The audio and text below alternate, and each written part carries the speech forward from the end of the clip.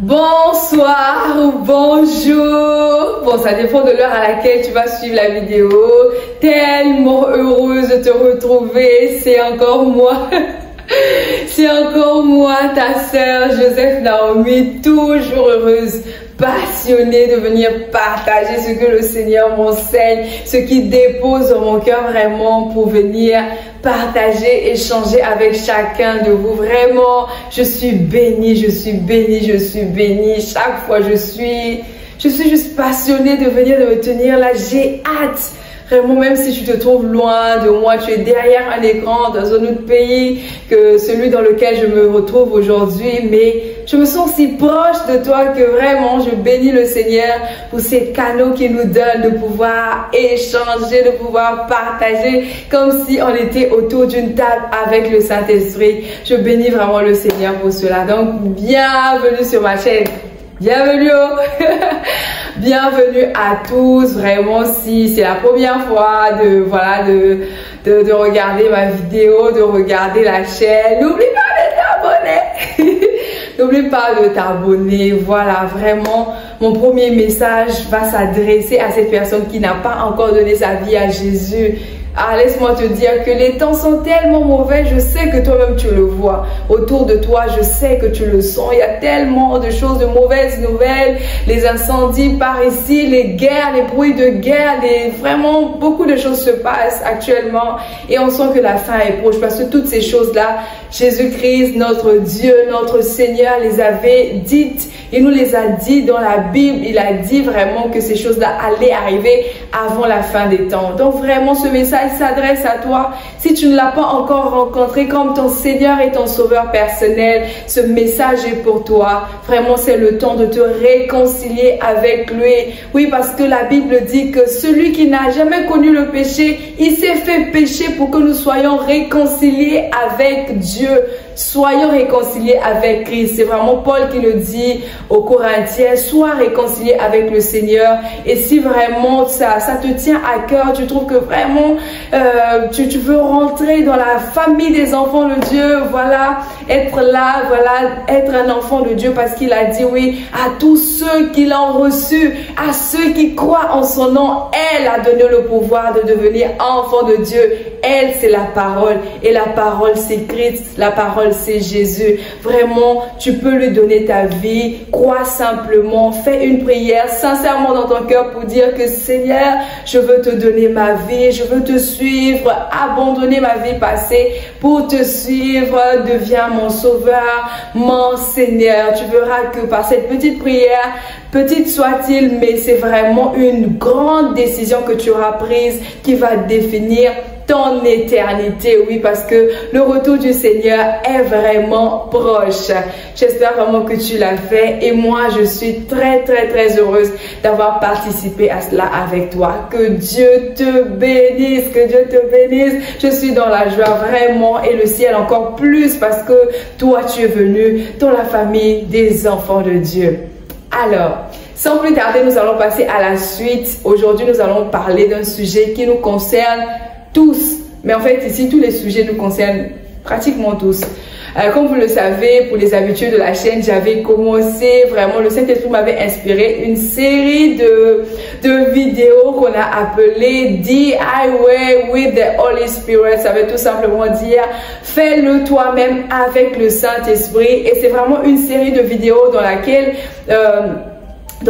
on va vraiment apprendre à vivre une vie chrétienne épanouie, surtout nous, la jeunesse là, à vivre une vie chrétienne épanouie, pardon, que la vie chrétienne n'est pas, que c'est pas ennuyeux, hein, c'est vraiment très chic, comme on dit ici, mais comment la vivre de façon pratique et au quotidien pour certaines choses qui paraissent difficiles, qu'on n'arrive pas à comprendre. Vraiment, cette série de vidéos là, des DIY, ce sera vraiment des temps pratiques, ça sera pas très long, mais ça sera vraiment pratique, des conseils pratiques, comme le dit le mot DIY.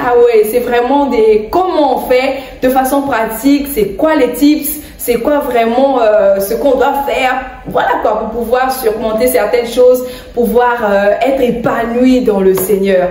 Alors le passage d'aujourd'hui, c'est que nous allons partir sur ce passage-là qui dit « Rendez grâce en toutes choses, car c'est à votre égard la volonté de Dieu en Jésus-Christ. » Pardon. La parole le dit bien, c'est que rendez grâce en toutes choses, car c'est à votre égard la volonté de Dieu en Jésus-Christ. Rendre grâce en toutes choses. Et honnêtement, je vais encore partir sur ça pour dire que pour moi, c'est une confession parce que c'est pas facile à vivre. On m'a toujours dit ça, il faut rendre grâce, même quand tout va mal et tout ça, il faut rendre grâce. Mais en fait, quand je suis venue à Christ, là, je me suis dit, mais comment on fait pour rendre grâce quand tout va mal? Moi, j'arrive pas, en fait. Vous me dites de faire quelque chose, mais que je n'arrive pas du tout à faire. On a l'impression que c'est une utopie. On a l'impression que c'est juste impossible parce que tu peux pas, en fait, humainement, tu peux pas rendre grâce alors que tu viens de perdre ton emploi. Tu peux pas dire merci, en fait, parce que ça a l'air contradictoire. Et c'est vrai. C'est vraiment, je l'ai vécu clairement et moi, c'est comme ça, ma vie avec le Seigneur. Je vais lui dire clairement que là, je ne peux pas, je n'arrive pas, tu me demandes de faire quelque chose que je n'arrive pas, que je ne peux pas faire en fait. Comment je peux me demander de rendre grâce, de te dire merci alors que je viens par exemple de perdre mon emploi, alors que pour quelqu'un par exemple je viens d'avoir une fausse couche, alors que pour quelqu'un je viens vraiment je suis tombée malade, je n'arrive pas à me lever, vraiment je suis dans une situation compliquée, mon contrat de travail, ou encore je vis une situation professionnelle difficile au travail, je suis persécutée. Comment veux-tu que je rende grâce? Moi, vraiment, ce sont ces questions-là que je me pose et je dis ça clairement au Saint-Esprit sans lui cacher quoi que ce soit. Je lui dis que là, je peux pas. Je peux pas. Et la toute dernière fois, je pense que je l'ai inséré dans une des vidéos de à la fin de l'année 2024 pour dire, je disais dans cette vidéo que en fait, à l'église, on nous disait de rendre grâce la fin de l'année parce que voilà, on peut pas commencer une année dans les regrets et tout ça. Mais moi, je venais juste de vivre un coup dur émotionnellement. Je me dis, mais comment je fais pour te rendre grâce alors que tout va mal? Je ne vais pas bien, je ne vais pas te cacher que je n'arrive pas à rendre grâce. Je ne peux pas te rendre grâce dans ces conditions-là. Alors comment je vais faire et tout? Je suis très sincère comme ça et je parle au Saint-Esprit comme vraiment un enfant qui ne sait rien et tout. Voilà pourquoi c'est important de lui parler comme si, voilà quoi, d'être conscient de la présence de Dieu, que c'est une personne qui est vraie. Le Saint-Esprit est vrai, le Saint-Esprit est présent, il est là et il est important d'être conscient de sa présence. Donc moi, je lui parlais comme ça. Je dis, comment je fais alors que je ne me sens pas bien? C'est là où vraiment il m'a donné ces points-là que je vais citer rapidement parce qu'on a dit qu'on fera des vidéos très courtes comme les 10 highways with the Holy Spirit. Vraiment, la première des choses, la première sagesse qu'il m'a donnée, c'est vraiment de regarder dans tout ce chaos-là que je vivais, mais d'essayer de tirer quelque chose de bon. Parce qu'il y a toujours quelque chose de bon, même dans un chaos le plus total. Même si vraiment tu es en train de vivre quelque chose de terrible, je suis sûre que le Seigneur a fait quelque chose de très, très, très important, de très intéressant encore autour de cela.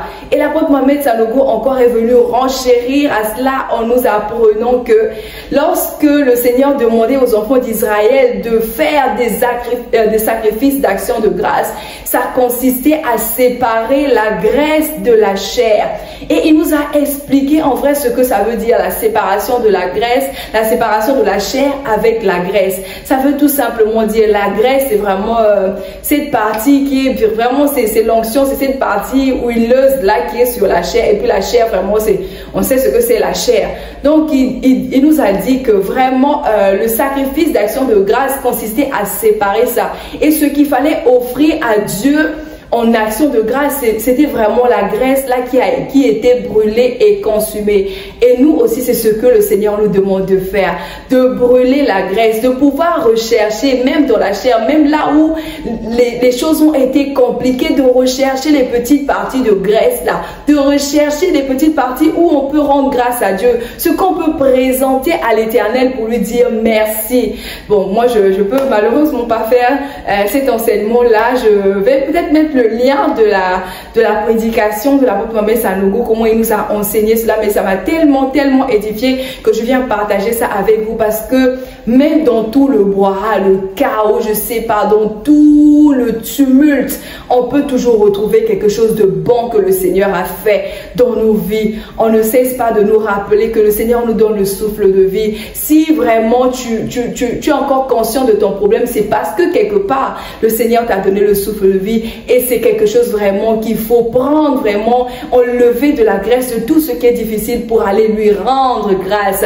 Et c'est ça le sacrifice d'action de grâce. Oui, l'action de grâce devient un sacrifice parce que c'est difficile à faire, ça devient quelque chose de pénible. C'est un sacrifice à faire en ce moment-là. Voilà, parce que l'action de grâce aussi, comme nous l'a dit l'apôtre, c'est vraiment rendre grâce à Dieu, c'est une prière de multiplication. C'est très important vraiment de rendre grâce à Dieu comme lui l'a fait. Par exemple, quand il fallait multiplier les pains et les poissons, il n'a pas regardé à la difficulté qu'il y avait là parce qu'il manquait de la nourriture. On connaît tous l'histoire du peuple d'Israël qui le suivait, en fait, du peuple des gens malades qui le suivaient pour avoir la guérison. Mais à un moment, ils se sont tellement éloignés des agglomérations qu'il y avait manque de nourriture. Mais il y avait ce petit garçon qui avait le pain et les poissons. Et le Seigneur n'a pas fait une prière pour demander à ce moment-là. Ce qu'il a fait, c'est une prière d'action de grâce. Il a rendu grâce pour ce qui était là, pour le peu qui était là avant qu'on ne voit la multiplication qui s'est produite. Donc l'action de grâce est très importante même dans les moments compliqué parce que c'est une prière de multiplication. C'est à partir de cette action de grâce là, même quand on voit le petit que Dieu a fait dans tout ce tumulte là, c'est par là que va venir la multiplication. Et le deuxième tips que je voulais partager, c'est vraiment ce que le Seigneur m'a appris aussi, la sagesse qu'il m'a donnée, c'est que même si dans ma vie, j'ai du mal même à voir ce que le Seigneur a fait de bon, ce que vraiment, même si parce que quand on vit des situations difficiles, on est comme aveuglé et c'est compliqué de voir même les toutes bonnes choses, les toutes petites bonnes choses que le Seigneur a accomplies dans nos vies. Ce qui m'a permis de voir, c'est vraiment ce qu'il a fait dans la vie des personnes qui nous entourent et moi particulièrement, je l'avais déjà dit, c'est dans la vie de ma sœur, c'est vraiment ce qui m'a aidé à rendre grâce et à rentrer dans l'année 2025 avec une attitude de cœur de quelqu'un qui rend grâce parce que j'avais passé une année vraiment 2024 compliquée. Et je ne trouvais pas vraiment personnellement de raison de rendre grâce à Dieu. Mais au travers de ce témoignage de ma grande sœur, de ce qu'elle a vécu et tout, j'ai eu vraiment de quoi rendre grâce au Seigneur. J'ai eu vraiment de quoi rendre grâce au Seigneur et ça m'a vraiment, ça a suscité et ça a permis que je puisse voir encore dans ma vie ce que le Seigneur a fait. Malgré que tout ce sur quoi je l'attendais peut-être, ça n'a pas été ça. Mais vraiment le Seigneur a fait dans d'autres domaines. Il a fait, il faut le reconnaître, il a fait, il faut s'appuyer dessus pour lui rendre grâce. Et si tu rends grâce, crois-moi, vraiment ça va multiplier beaucoup de choses dans ta vie. J'espère que ces tips-là t'ont aidé, vraiment, j'espère que ça t'a aidé. Vraiment, on va pas faire des vidéos longues, mais j'espère que ces deux tips t'ont vraiment aidé pour pouvoir rendre grâce dans les moments difficiles. Oui, parce que c'est pas facile, on est humain, on va pas se le cacher. Je ne peux pas vraiment, je ne peux pas humainement rendre grâce alors que tout va mal. Mais avec l'aide du Saint-Esprit, c'est possible parce qu'il ne peut pas nous demander de faire quelque chose qu'on est incapable de faire. S'il nous demande, c'est qu'il nous donne la force et la capacité pour pouvoir surmonter ce qu'il nous demande de faire. C'était Joseph Naomi dans le DIY, comment rendre grâce dans les situations difficiles. À la prochaine, que Dieu vous bénisse.